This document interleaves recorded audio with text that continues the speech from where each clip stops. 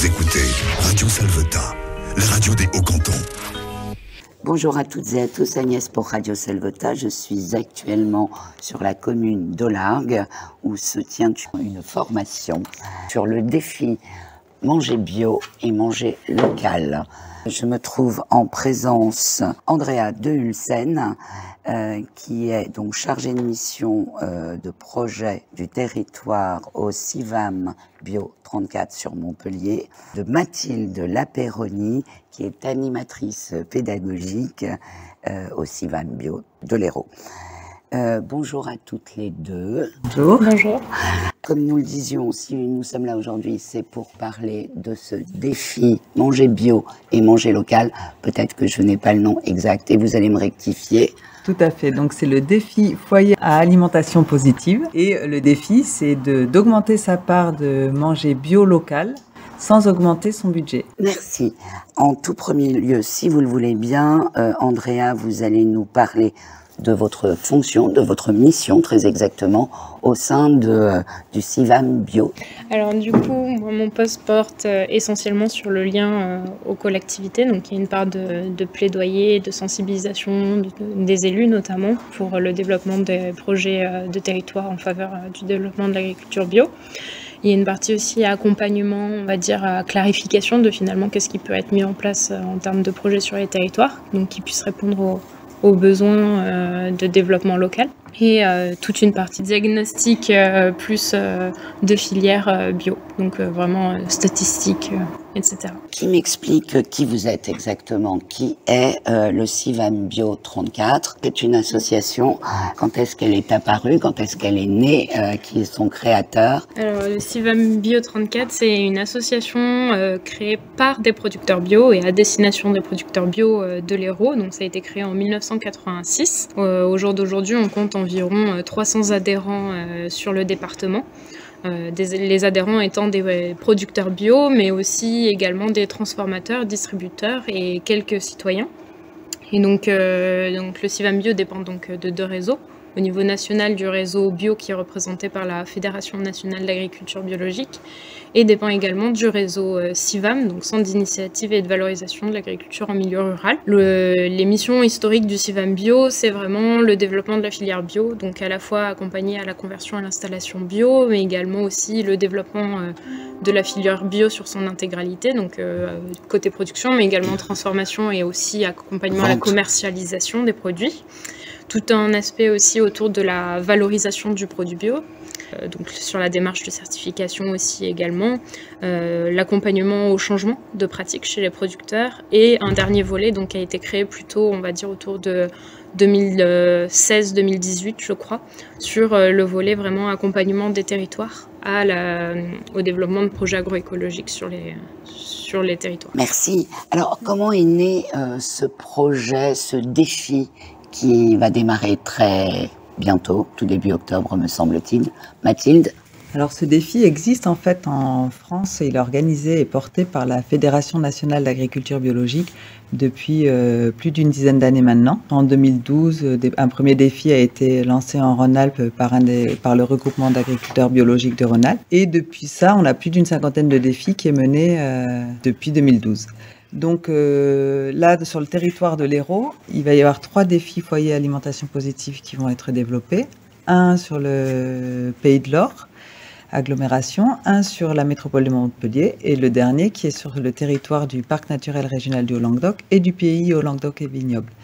Donc le CIVAM Bio 34 a été mis en relation donc, avec le Parc naturel régional du Haut-Languedoc et le pays Haut-Languedoc et Vignoble qui vont porter et qui co-organisent ce défi sur leur territoire. Il va s'animer grâce à la participation de 4 structures relais, donc les associations CEBENA, l'association Maison Jaune, l'espace de vie sociale itinérant rattaché à la communauté de communes des Monts de la Conne et de la montagne du Haut-Languedoc, et une structure relais portée aussi par le pays Haut-Languedoc et Vignoble pour toute la partie Avantmont et Sud-Hérault. Merci.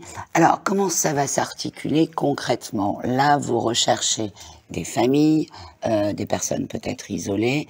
Est-ce que l'objet est réellement du coup de changer son alimentation, peut-être pas de la changer dans son intégralité, mais du coup de la faire évoluer. Voilà, alors le principe c'est que sur les structures relais que je viens de citer, il va y avoir 4 équipes qui vont se former, 4 équipes de 10 à 15 foyers. Donc les foyers c'est effectivement soit des familles avec ou sans enfants, soit des personnes seules, soit des couples, soit des colocataires.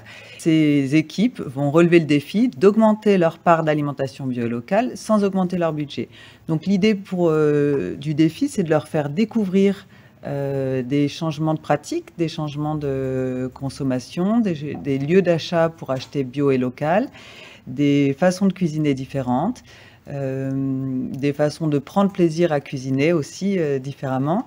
C'est de leur faire découvrir les besoins nutritionnels. Enfin voilà, l'idée c'est de vivre ensemble par équipe à peu près 5 temps forts, donc des temps forts un peu de base, la visite d'une ferme biologique pour découvrir et comprendre d'où vient son alimentation à la base, rencontrer des agricultrices ou des agriculteurs qui peuvent parler de leur métier et de leur pratique.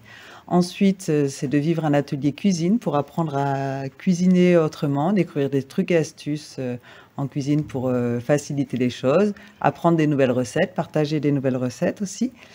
Apprendre à cuisiner notamment aussi toutes les nouvelles les céréales et les protéines végétales. Il va y avoir un atelier diététique pour permettre de comprendre quels sont les besoins nutritionnels au quotidien et aussi de découvrir les apports nutritionnels des protéines végétales notamment et les apports nutritionnels de nourriture biologique. Et ensuite, 2 autres ateliers temps forts qui seront faits un peu au gré des envies et des besoins des participants en fonction des équipes. Donc ces équipes relèvent ce défi tous ensemble et font aussi 2 périodes où ils vont un peu relever leurs achats pour essayer de prendre conscience de leur façon de consommer actuelle, de savoir s'ils achètent déjà des produits en circuit court, s'ils achètent leurs produits en grande surface, pour découvrir d'où vient leur produit aussi, prendre conscience de ça, l'origine départementale ou nationale de leurs produits, de bio ou pas. Et donc un premier relevé d'achat en début de défi et un relevé d'achat à la fin du défi. L'idée étant qu'avec ces pratiques-là et l'ensemble de ce défi, ils vont pouvoir constater qu'en augmentant une part de leur alimentation bio et locale, ils ne vont pas forcément augmenter leur budget. Le principe du défi aussi, c'est vraiment et avant tout d'être dans la découverte et dans le plaisir. Donc on partage des temps communs en équipe et on s'appuie vraiment sur la dynamique de l'équipe et des autres foyers participants pour vivre des temps forts conviviaux. Et puis pour s'accompagner ensemble dans cette dynamique. Merci. Alors ce défi va être tout au long de combien de mois? Le défi va avoir lieu, va commencer à peu près au mois d'octobre pour se terminer au mois de juin. Donc on va dire sur l'ensemble d'une année scolaire. Et alors à l'issue de ce défi, qu'est-ce qu'il va en résulter? Qu'est-ce que vous attendez? Qu'est-ce que vous aimeriez? Nous, ce qu'on aimerait, c'est que les gens, à la fin du défi, aient déjà envie de poursuivre ce qu'ils vont avoir découvert tout au long de ces ateliers et de ces temps forts. C'est-à-dire qu'on part vraiment sur une découverte, une expérimentation. On fait ensemble, on découvre ensemble des choses possibles, des changements de pratique. Et surtout, on a les informations que l'on souhaite avoir pour pouvoir faire après les choix que l'on veut en termes d'alimentation, en termes d'achat, en termes de cuisine. Donc vraiment, c'est déjà que les gens ressortent de ce défi informés, et que les gens ressortent aussi avec des envies d'aller découvrir et expérimenter, des envies d'aller se rapprocher des agriculteurs et des pratiques d'agriculture bio, que bien sûr, ils commencent à avoir une consommation qui se rapproche d'une consommation bio et locale. Merci à vous. Là, nous sommes réunis avec tous les acteurs locaux, j'ai envie de dire, et que nous recevrons très prochainement, soit en radio, soit sur leur lieu, leur espace d'accueil. Et on vous donnera de plus en plus d'informations et de nouvelles très rapidement. Merci à toutes et à tous. Bye bye. Vous écoutez Radio Salvetat, la radio des Hauts-Cantons.